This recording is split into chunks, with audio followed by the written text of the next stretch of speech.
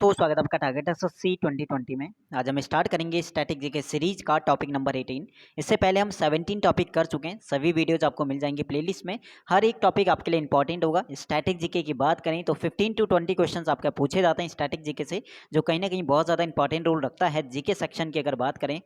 Target हमारा 45 topics का है। कोशिश करना है कि 45 टॉपिक्स की अगर अलग से नोटबुक बनाने की, ताकि रिवीजन करने में आसानी हो। और खुद का एक टारगेट बनाना कि एग्जाम से पहले स्टैटिक जीके का 2 या 3 बार रिवीजन करना है। तो आज डिस्कस करते हैं आज का टॉपिक नंबर 18, जो कि हमारा रहेगा नदियों के किनारे बसे हुए शहर। जीके सेक्शन की बात करें तो 2019 के जीके को एक बार देख लेना, हर शिफ्ट की जीके देख लेना। मैंने भी वहाँ पे एनालिसिस किया है, तो सभी वीडियोस आपको प्लेलिस्ट में मिल जाएंगी।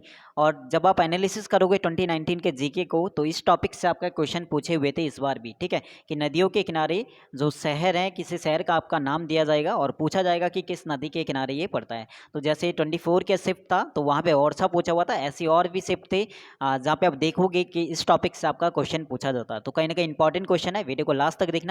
100% वीडियो आपके लिए यूजफुल होगी अगर आप प्रिपरेशन कर रही हो एसएससी स्टेनो 2020 एग्जाम की। तो स्टार्ट करते हैं आपका टॉपिक नंबर 18 आज का, नदियों के किनारे बसे हुए शहर। तो फर्स्ट आपका रहेगा इलाहाबाद। पूछता है कि इलाहाबाद किस नदी के किनारे पड़ता है। तो इलाहाबाद गंगा और यमुना का जहाँ पे संगम होता है वहाँ पे आपका इलाहाबाद पड़ेगा। जमशेदपुर पूछेगा कि जमशेदपुर किस नदी के किनारे आपका पड़ता है। तो स्वर्णरेखा इसका राइट हो जाएगा। नेक्स्ट आपका कोलकाता पूछेगा, तो कोलकाता किस नदी के किनारे है, हुगली। नेक्स्ट आपका है सूरत, तो सूरत किस नदी के किनारे है, आपका पड़ता है ताप्ती। अगला आपका पूछता है कि कानपुर, तो कानपुर किस नदी के किनारे पड़ता है, गंगा। और नेक्स्ट आपका पूछ रहा है कि आगरा, तो आगरा किस नदी के किनारे पड़ता है। नेक्स्ट आपका रहेगा अहमदाबाद। अहमदाबाद पूछता है किस नदी के किनारे पड़ता है, तो अहमदाबाद पड़ता है साबरमती नदी के किनारे। कटक किस नदी के किनारे स्थित है, तो कटक है महानदी के किनारे। अगला पूछता है कि कोटा, कोटा किस नदी के किनारे पड़ता है, तो चंबल इसका राइट हो जाएगा। मदुरै पूछेगा कि मदुरै किस नदी के किनारे पड़ता है, तो वैगई इसका राइट हो जाएगा।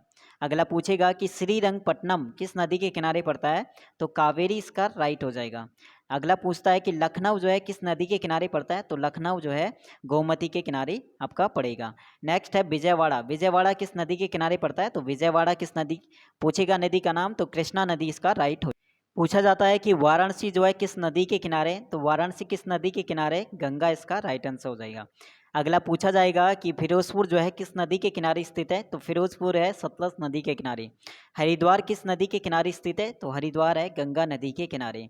उज्जैन किस नदी के किनारे स्थित है, तो उज्जैन है शिप्रा नदी के किनारे। अयोध्या किस नदी के किनारे स्थित है, तो अयोध्या है सरयू नदी के किनारे। हैदराबाद किस नदी के किनारे स्थित है, तो हैदराबाद है मूसी नदी के किनारे।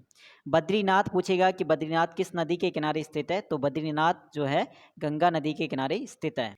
नेक्स्ट वो पूछेगा कि पणजी, पणजी किस नदी के किनारे स्थित है, तो पणजी पड़ता है मांडवी नदी के किनारे स्थित। डिब्रूगढ़ किस नदी के किनारे स्थित है, तो डिब्रूगढ़ है ब्रह्मपुत्र नदी के किनारे। लुधियाना किस नदी के किनारे स्थित है, तो लुधियाना है सतलज नदी के किनारे। नासिक पूछेगा कि नासिक जो है किस नदी के किनारे स्थित है, तो नासिक जो है गोदावरी नदी के किनारे स्थित है।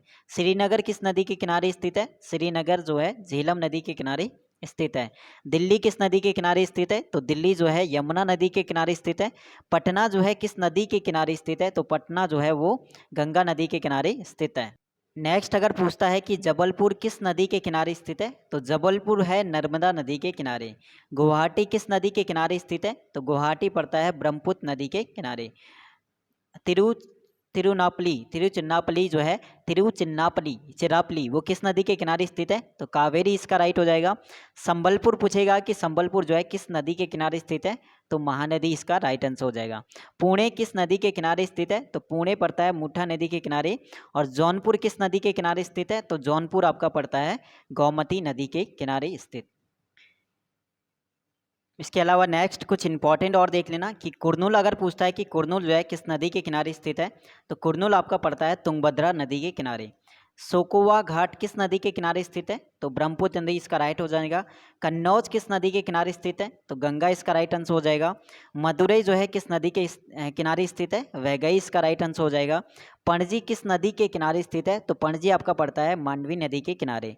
राजमुंदरी अगर पूछता है कि राजमुंदरी जो है किस नदी के किनारे स्थित है, तो गोदावरी इसका राइट आंसर। अगर पूछा जाता है कि गोरखपुर किस नदी के किनारे स्थित है, तो राप्ती नदी इसका राइट हो जाएगा। ओरछा इस बार पूछा हुआ था एग्जाम में, इंपॉर्टेंट है। ओरछा जो है बेतवा नदी के किनारे स्थित है। बरेली किस नदी के किनारे स्थित है, तो रामगंगा इसका राइट आंसर हो जाएगा। पंढरपुर किस नदी के किनारे स्थित है, तो भीमा नदी इसका राइट हो जाएगा। और मथुरा जो है किस नदी के किनारे स्थित है, तो यमुना नदी इसका राइट हो जाएगा। पंची हरपुर किस नदी के किनारे स्थित है, तो भीमा नदी इसका राइट हो जाएगा। और बैतूल जो है किस नदी के किनारे स्थित है, तो बैतूल आपका पड़ेगा ताप्ती नदी के किनारे। तो आज हमने किया topic number 18 static GK series का, जो कि टारगेट हमारा 45 टॉपिक्स का। कोशिश करूंगा जल्दी से जल्दी जो है ख़त्म कराने की 45 टॉपिक्स को, ताकि आप रिवीजन कर सकें और एग्जाम से पहले का जो टारगेट रहता है 2-3 बार रिवीजन करने का, वो पूरा हो सके। बाकी सपोर्ट करते रहे, साथ देते रहे। इसके अलावा जो है किरण की इंग्लिश वाली सीरीज़ आपकी चल रही है, और साथ में आपका रीजनिंग वाले सेक्शन को भी हम कंटिन्यू करेंगे धीरे धीरे, ठीक है, जैसे अब टाइम मिलता है। और कोशिश करूंगा स्टैटिक जीके के 45 टॉपिक्स को जल्दी से कराने की। बाकी इसके अलावा कोई भी डाउट्स होता है, कोई भी क्वेश्चन होता है, कमेंट सेक्शन में या फिर टेलीग्राम पे आप पूछ सकते हो। टेलीग्राम का लिंक मिलेगा डिस्क्रिप्शन में, वहाँ से आप ज्वाइन हो सकते हो। बाकी मिलते हैं टॉपिक नंबर 19 में स्टैटिक जीके का। हर एक टॉपिक इंपॉर्टेंट होगा। स्टैटिक जीके की बात करें तो बहुत ज़्यादा ये इंपॉर्टेंट रोल आपका रखेगा जीके सेक्शन में आने वाले एग्जाम में। बाकी ऑल द बेस्ट। अगर बात करते हैं 2020 की, एक बार मैं बता दूँ कि ग्रेड डी में टेंटेटिव वैकेंसी है, तो जो पॉसिबिलिटी है आपका 800 प्लस होने की चांसेस हैं, कि बढ़ने के चांसेस आपके ज़्यादा रहते हैं। 80% आपके बढ़ सकते हैं वैकेंसी। ग्रेड डी में भी 800 प्लस हो सकता है।